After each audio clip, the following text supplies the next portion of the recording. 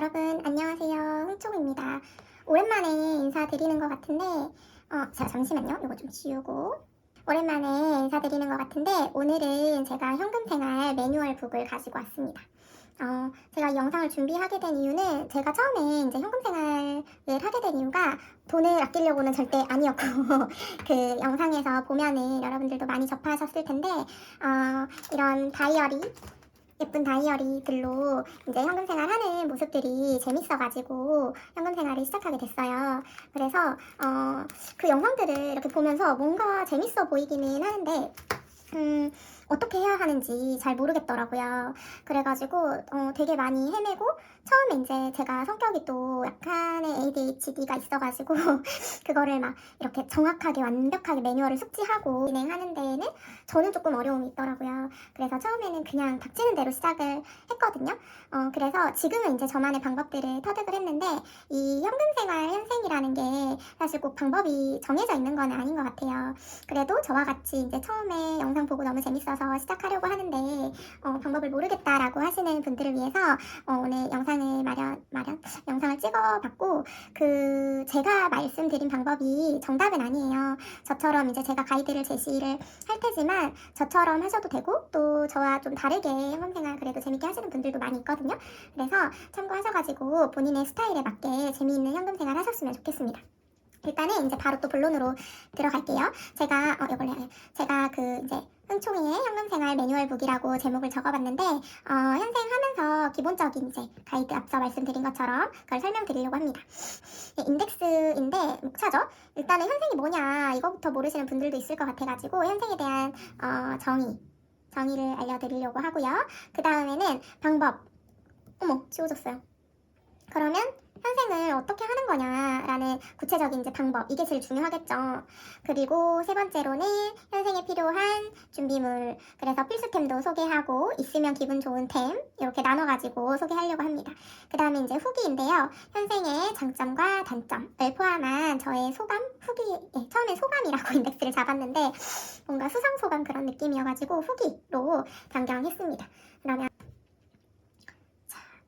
짠 그래서 그러면 현생이란 뭐냐 뭔가 저 회사에서 지금 PPT 발표하는 느낌인데 현생이란 뭐냐 현금 생활의 줄임말입니다. 우리가 정의부터 알아야 되니까. 그래서 본인의 이제 아이고 이게 자꾸 바뀌네요 여러분.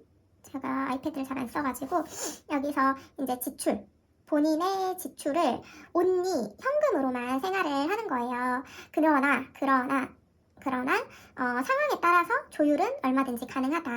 저 같은 경우에는 체크카드도 사용하고 있고 신용카드도 사용하고 있는데 단 신용카드를 사용해줄 때는 이제 피치 못할 사정에서 신용카드를 사용해주고 바로 대금을 결제해주는 방식으로 사용을 하고 있습니다. 제가 무슨 현금생활 그 강의하는 것 같네요. 저 어렸을 때 이건 좀 여담인데 제가 어렸을 때 그 꿈이 장래희망이 선생님이었거든요. 선생님. 그래가지고 요거 하는데 되게 재밌네요. 앞으로 요렇게 그 아이패드를 활용한 컨텐츠를 좀 많이 만들어 보도록 하겠습니다.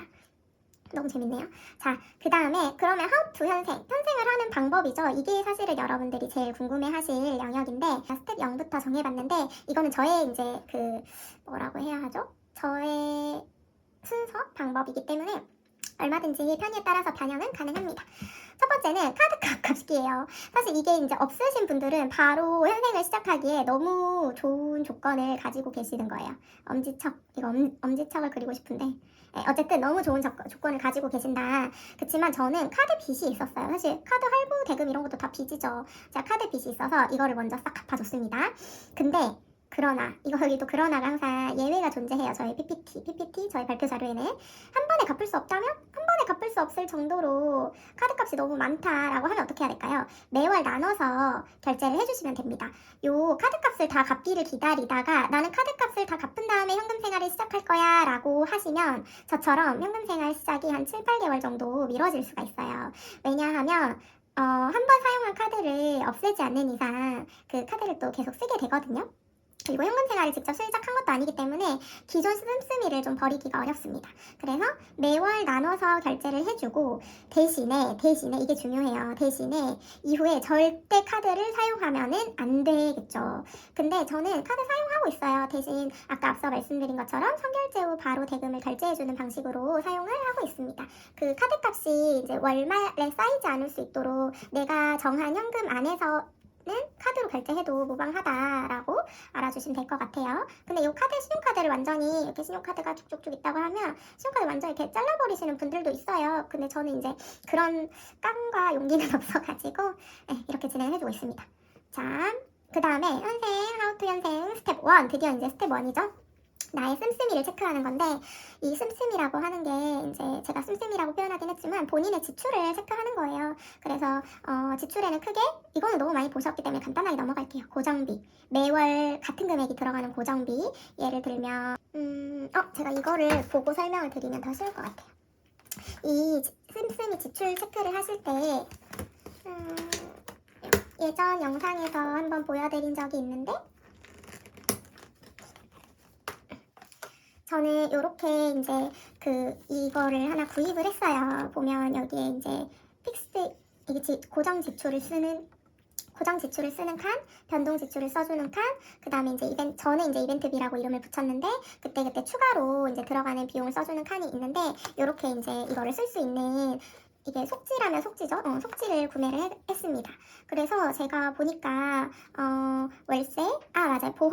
보험비도 있고 저의 고정비를 예시로 들어드리는 거예요. 그 다음에 청약, 그 다음에 매월 들어가는 모임비, 그 다음에 적금. 전 적금도 이제 잡아뒀습니다. 이렇게 고정비가 있고 변동비에는 통신비. 제가 매월 이게 고정적이진 않더라고요. 통신비, 주유비. 근데 저는 이 주유비 같은 경우에는 이제 거의 고정으로 넘어왔어요. 왜냐하면 제 월에 얼마나 드는지 대강 알거든요. 그치만 변동비에 넣어줬고 공과금. 제가 아까 여기서 도시가스를 이야기한 것 같은데 도시가스비는 매월 바뀌니까 그 다음에 관리비, 그 다음에 식비 뭐 등등이 있습니다. 저는 이렇기 때문에 저랑 이제 고정비 변동비를 맞추라는 뜻으로 이야기를 드리는 건 아니고 요런 지출은 고정비 그리고 요런 지출은 변동비에 포함되는구나 정도를 알고 계시면 좋을 것 같아요. 그리고 이벤트 비용으로는 가족들의 생일과 어버이날, 그 다음에 명절, 그 다음에 경조사, 저 최근에도 이제 경조사에 이번 달에 급하게 다녀올 일이 있어서 다녀왔는데 경조사비, 그 다음에 뭐 쇼핑 의료비, 저는 쇼핑 의료도 여기 넣어두긴 했어요. 이벤트비, 쇼핑 의료비, 뭐 자동차 비용, 병원비 이런 것들을 넣었습니다. 사실 병원비나 뭐 자동차 보험이라든지 이런 것들은 이벤트라고 할 순 없지만 그냥 변동비도 고정비도 아닌 것들은 그냥 다 이벤트 비용에다가 넣어줬어요. 그래서 여러분도 저처럼 이게 좀 잘 보이실지 모르겠는데 저처럼 요렇게 꼭 이거를 사지 않으시더라도 이런 거 하나 만드셔가지고 본인의 한 달 지출이 얼마나 들어가는지를 좀 파악을 하시면은 훨씬 현생하는데 큰 도움이 될 것 같습니다. 요거는 필수인 것 같아요. 현금 생활을 하지 않더라도 내가 나의 지출을 통제하고 또 규모 있게 돈을 사용하기 위해서는 이 항목들을 적어두시는 것들이 저는 꼭 필요하다고 생각합니다. 자, 그 다음에 씀씀이를 체크했으면 스텝 2는 뭐냐? 현금을 찾아야 합니다. 월급을 받으면 저 같은 경우는 보험비랑 월세, 도시가스, 그 다음에 이렇게 대강 생각나는 것만 말씀드리면 이렇게 계좌이체를 해야 하는 비용은 통장에 이제 바로 계좌이체를 시켜 통장에 넣어두고 나머지 비용을 현금으로 찾아오고 있어요. 적금도 물론 바로 월급 통장에서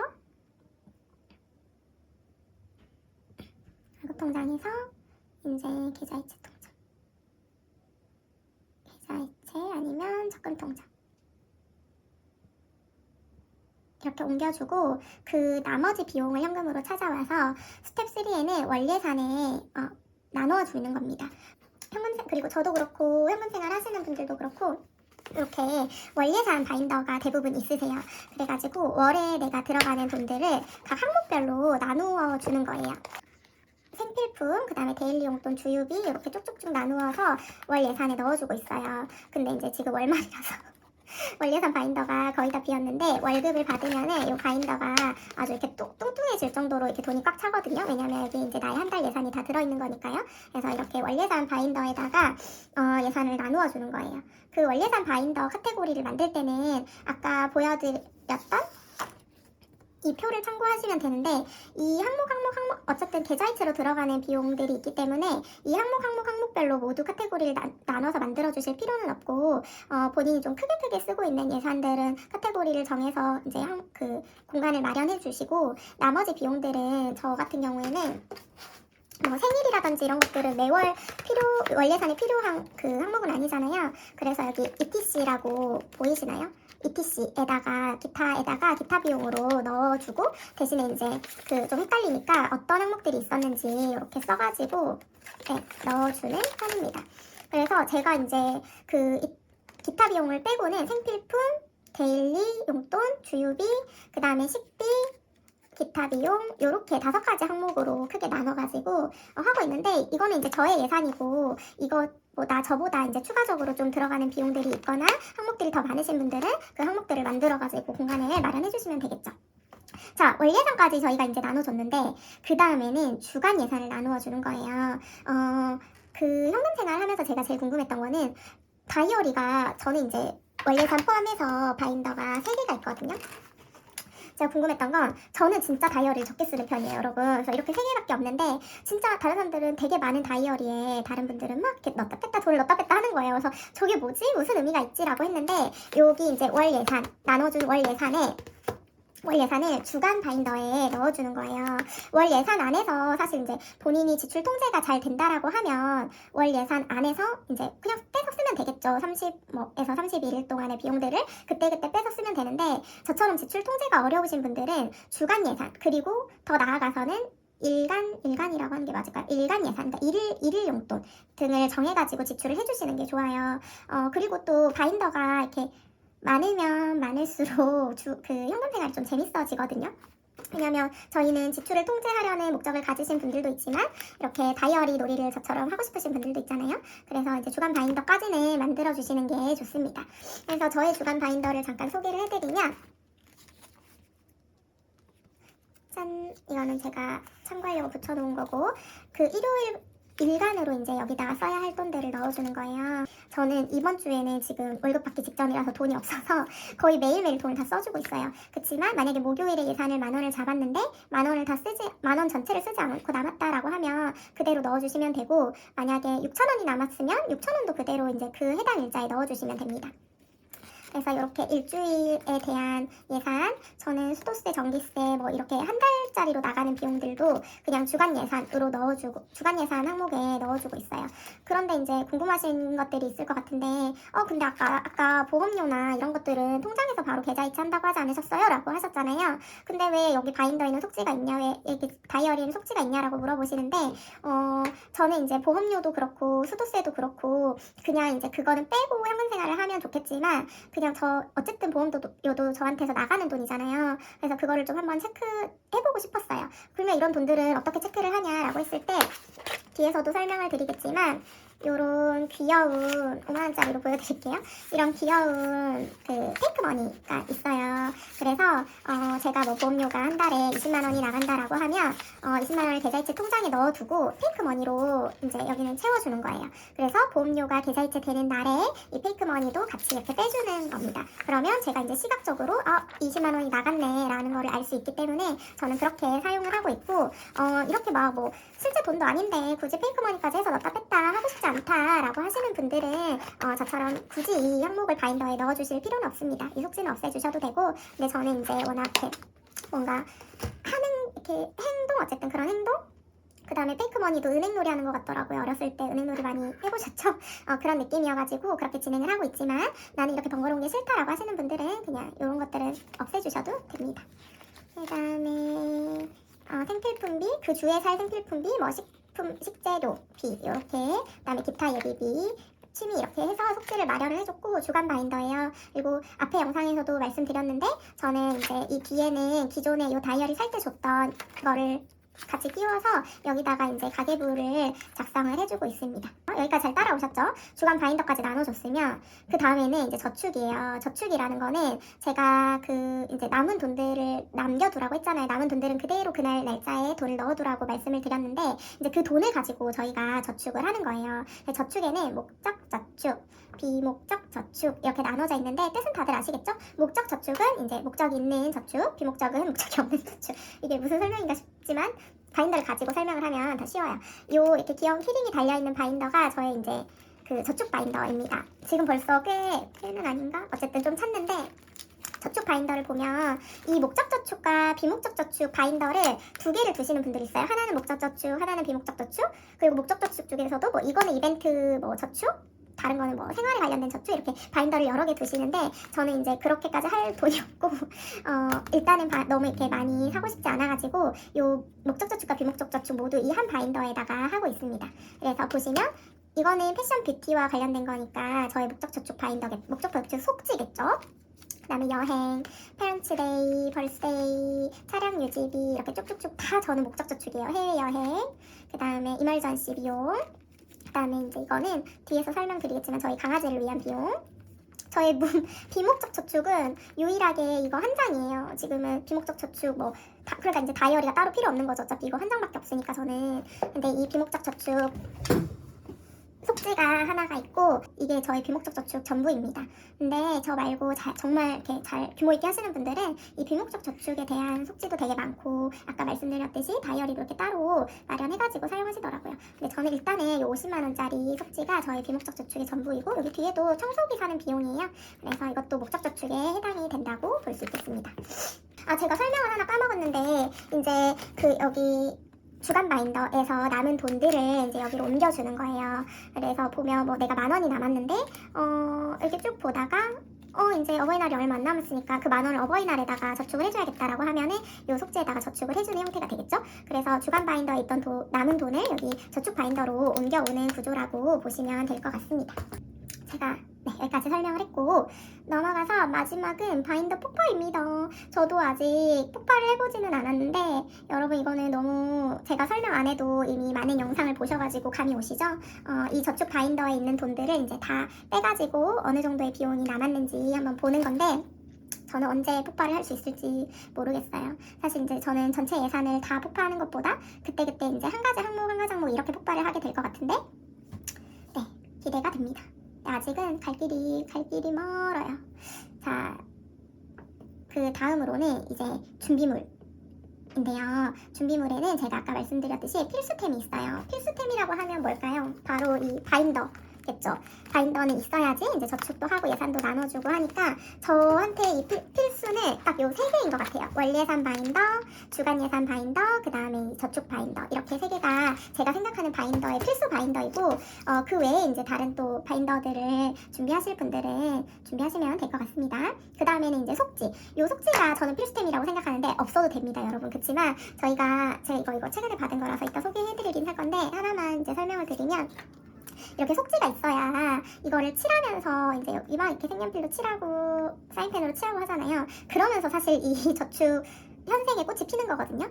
그래서 이 속지는 꼭 있었으면 좋겠어요. 그래서 이렇게 여러 가지 예쁜 속지들 많으니까 이거는 만약에 이거는 K 앞에가 숫자를 쓰는 거예요. 1K는 1,000원, 5K는 5,000원, 10K는 10,000원 이렇게인데 제가 만약에 1K라고 쓴다고 하면 1,000원을 저축할 때마다 요 토마토인지 뭔지 모를 이 귀여운 얼굴을 이렇게 칠해주게 되는 거죠. 그래서 이게 전체가 50개 정도니까 1,000원으로 했을 때는 이걸 다 채우면 5만 원이 되겠네요. 그거는 이제 본인이 정하기 나름입니다. 제가 설명할 게 너무 많아가지고 말이 자꾸 빨라지고 있는데 이해를 부탁드립니다. 그 다음 필수템은 지갑이에요. 지갑은 보시면 저축 바인더, 주간 예산 바인더에서 그냥 이렇게 이거를 통째로 들고 다니시는 분들도 있고 저는 이제 이게 너무 다이어리 형식이어서 통째로 들고 다니지는 않는데 이 한 장 한 장을 빼서 다니시는 분들도 있어요.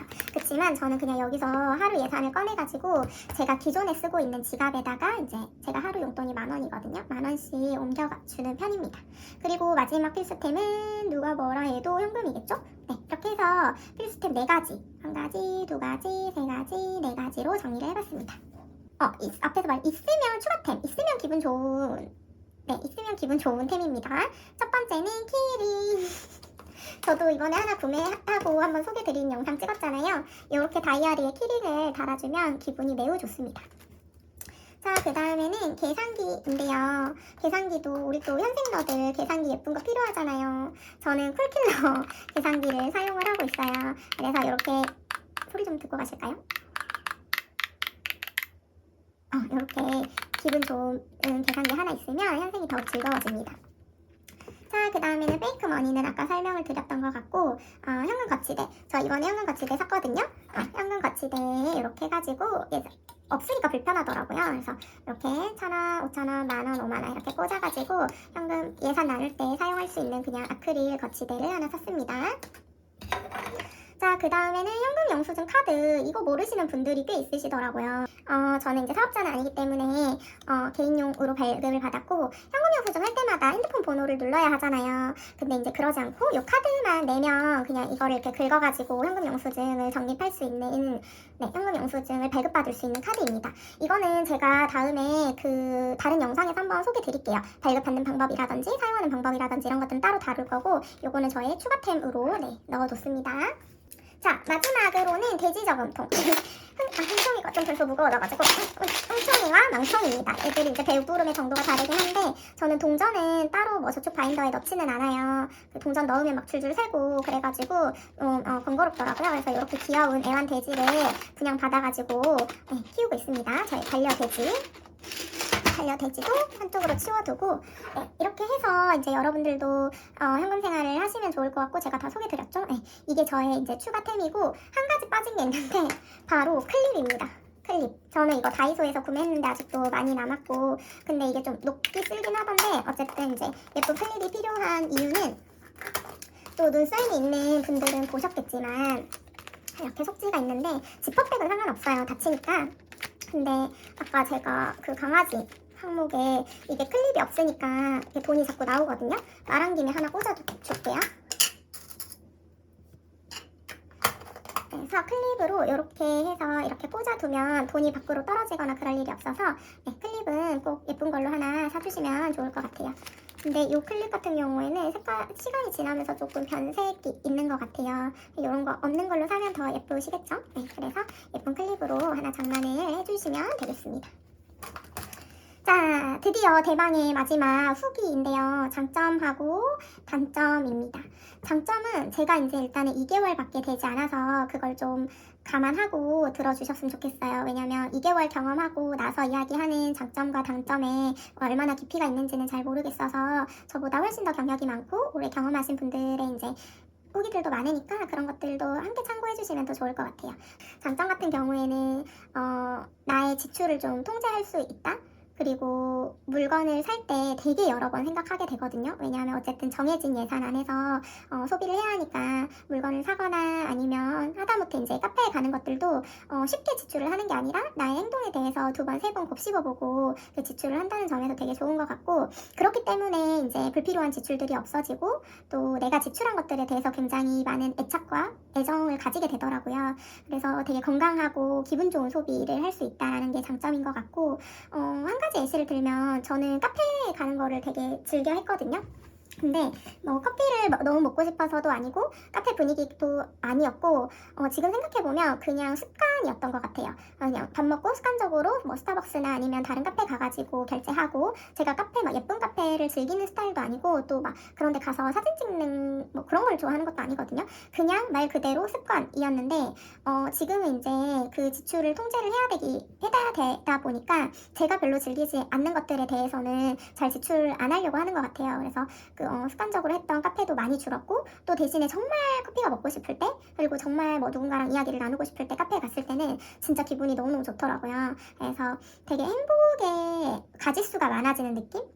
행복의 가짓수가 많아지는 느낌이 듭니다.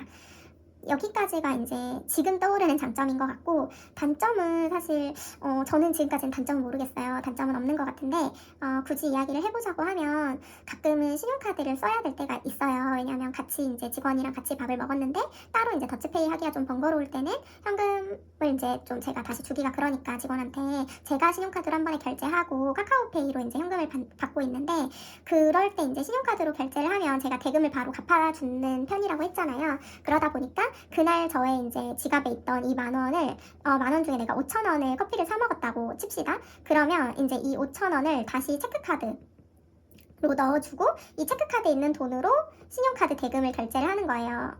그러면 너무 번거롭겠죠. 딱 보기만 해도 이렇게 3단계를 거쳐야 되니까 여기서 이제 신용카드로 결제하고 그 다음에 체크카드로 옮겨서 이걸로 이제 즉시 결제로 해서 신용카드 대금을 이렇게 갚아주는 이 프로세스가 그렇게가 절대 간단하지가 않아요. 저희 집 이제 오피스텔 1층에 편의점이 있어서 그 편의점 ATM 기계를 사용하고 있기는 하지만 굉장히 번거로운 과정이거든요. 그런 것들이 조금 번거롭다. 그치만 이제 그것 또한 저는 현생의 재미라고 보고 있기 때문에 네, 크게 개의치 않습니다.